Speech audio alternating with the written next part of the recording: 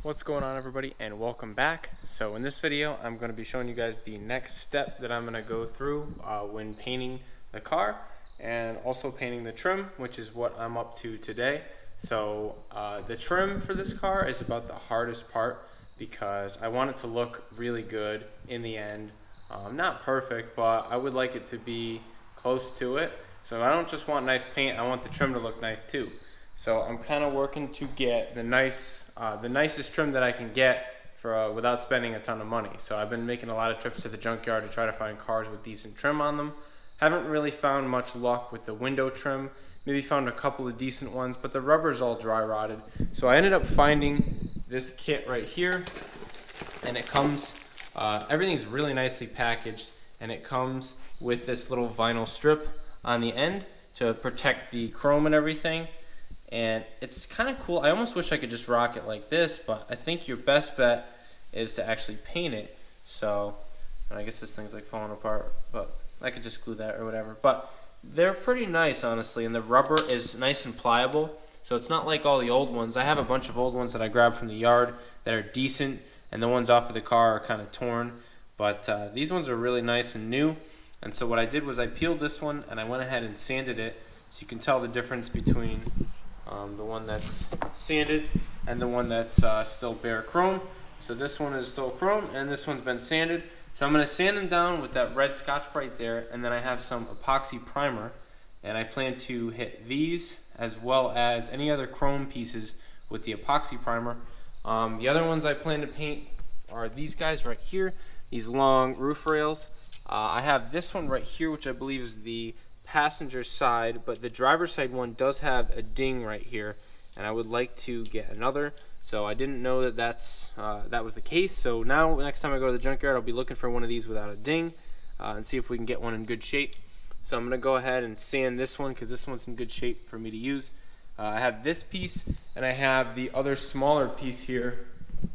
Sorry about all the mess, but I have somewhere, oh here, this piece, which is the piece that it attaches to, and this guy right here goes into the end. I believe this is the other side, but you get the idea. It goes in the end, and there are a couple of weather strips on the edges of these that I'm going to probably try to glue back on, and I'll just paint this piece right here as it sits.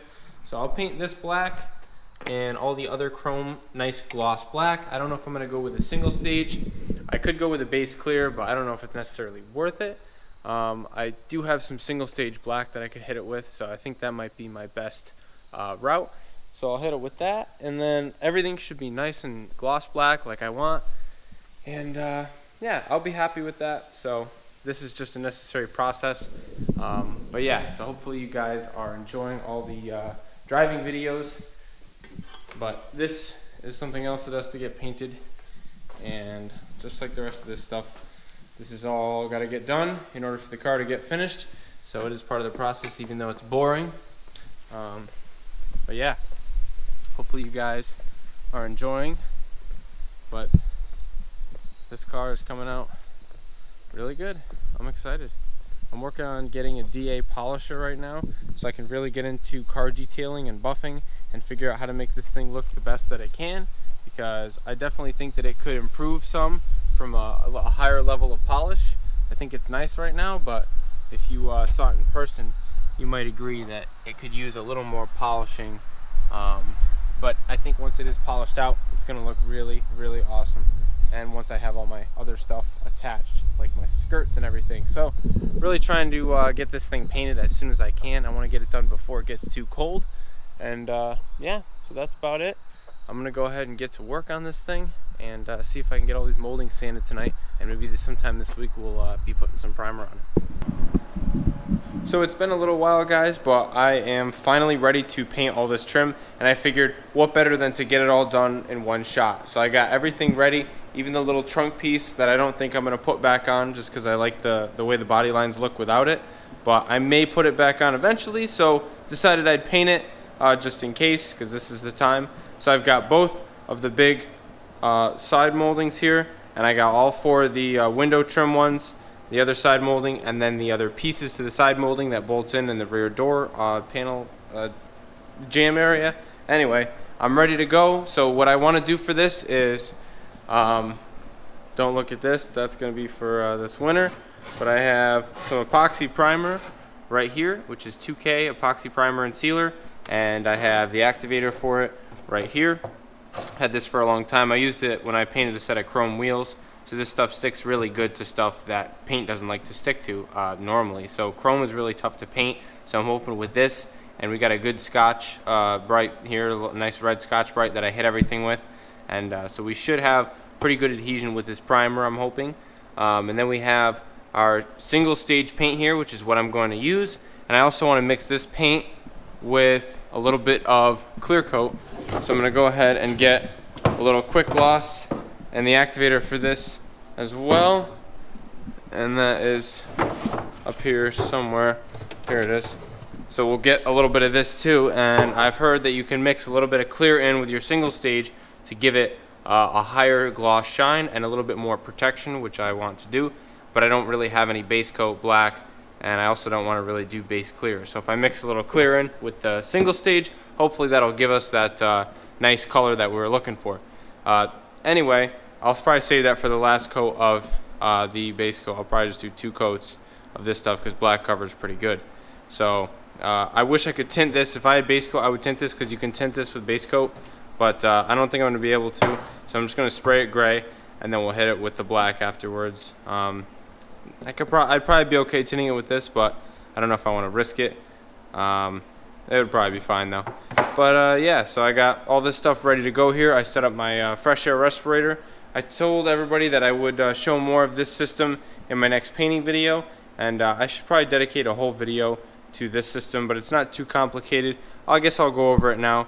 I have right here a 3M full face respirator where I have the 2 sides plugged up, and I've got this front hole here that I mounted a garden hose attachment to, and I bought this piece of 50-foot hose, and it's like this is actually a fresh air respirator hose here. So this guy is perfect for what I'm doing. It seals with a rubber sealer, and it goes all the way into the other room over here. And I have a leaf blower, which is a brushless battery operated Ego leaf blower, just like this Ego chainsaw and weed whacker here. That's what we use for our lawn equipment. And so we ended up using that here, and I screw this onto my mask, and it creates a positive pressure.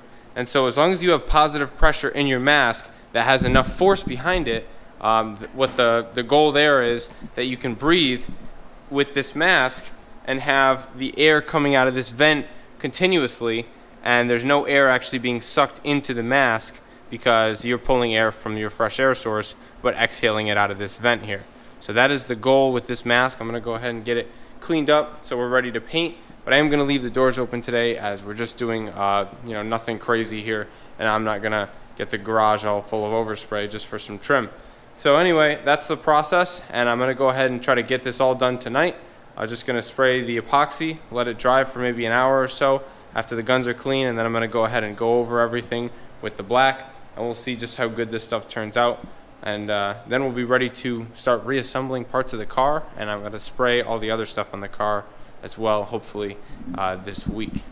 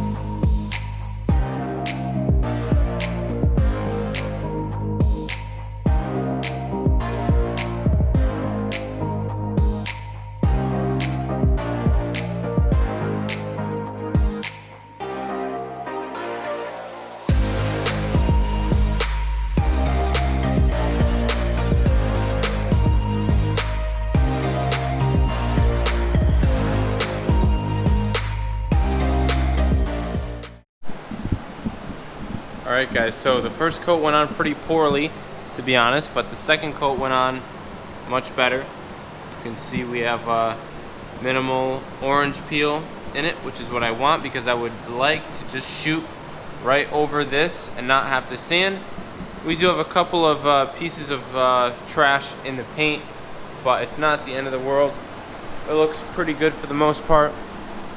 We got like a little hair right there.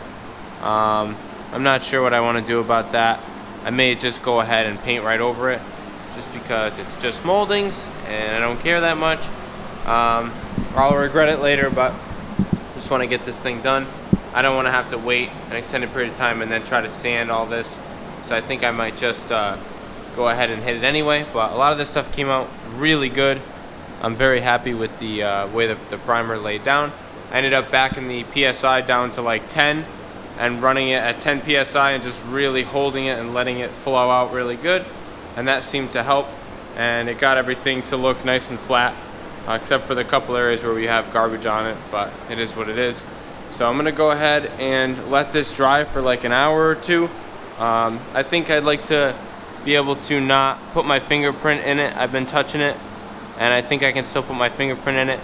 But yeah, I think after I can't put a finger in it, then I'm gonna be ready to go ahead and shoot the top coat. I'm gonna remove these guys here because I don't wanna hit them with that. That's gonna be the other color. But yeah, these guys are pretty much ready.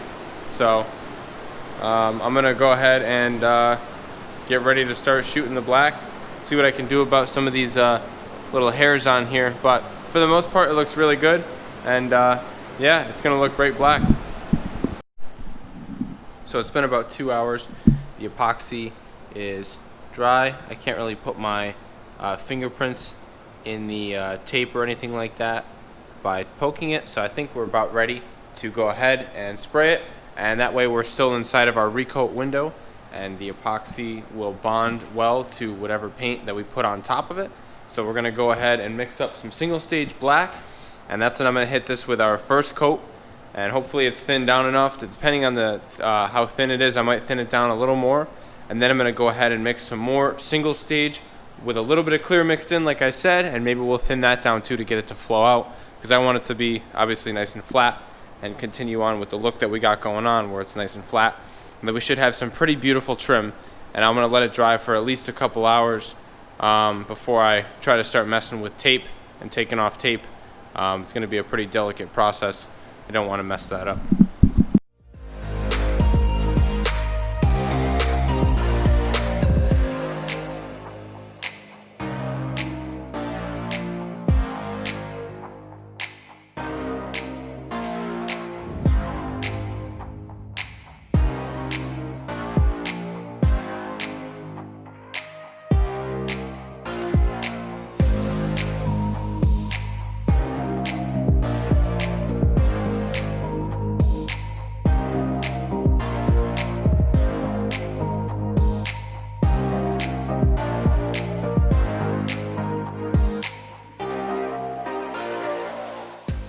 Alright guys, so I got done what I set out to accomplish today. I got all the trim painted black. It came out looking really good. Super glossy, really nice. Adding that clear coat to the single stage I think really did wonders for it. But all these things look really awesome, nice and glossy.